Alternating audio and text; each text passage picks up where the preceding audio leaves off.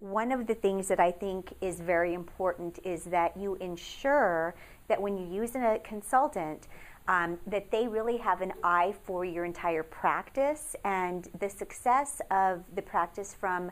a practice management base as a whole. And what I mean by that is that when you select the product, make sure that they're helping you test it not just from a clinical standpoint, i.e. how easy it is to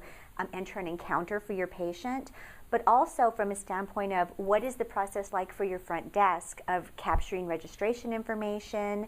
and also getting that important insurance information captured so that it flows through your system well all the way through to the billing side. Make sure that the consultant that you use is truly vendor neutral. I know that there has been instances in the past where some consultants do have good relationships with vendors, and in a lot of ways they should, because they're working together to learn the product and to make sure that the clients are happy. But you need to make sure that that relationship ends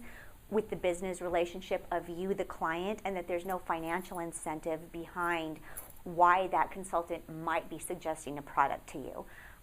The best rule of thumb for that is to make sure that if they are pushing or recommending a certain product too hard, you really need to start asking why and asking for proof as to why this product is better than the other, because the bottom line decision and the ownership for the product has to be by the practice. So the final decision is yours, the commitment and the work is yours, so make sure that you're the one that's got total buy-in to the product and that it's not just a recommendation from somebody. Historically, there has been a cost barrier for practices to be able to afford consultants in the selection process, and that is because typically consulting firms or consultants, even independently, will charge on an hourly basis. And the process, if it's not managed well, can kind of span a large period of time if you don't have a very clear focus on what you're going to look at, how you're going to look at it, and how soon you're going to make a decision. So if you go with somebody that's an hourly based consultant, you need to make sure that you're in full control of the hours ahead of time and that you're allotting the hours and you're approving the hours prior to those hours being billed and worked. One of the reasons why we set up our model the way that we did is because we found that the docs wanted our help to ask the right questions during their demos, but couldn't afford or didn't want to pay us to sit there for an hour and a half while they went through the demo with the vendor.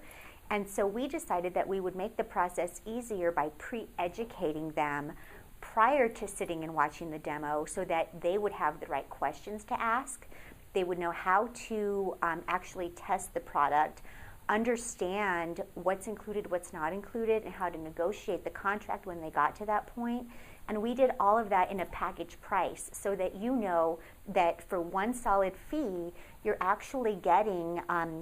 some site visits to your office, someone to come in and see what you're doing and understand the context of how you practice business,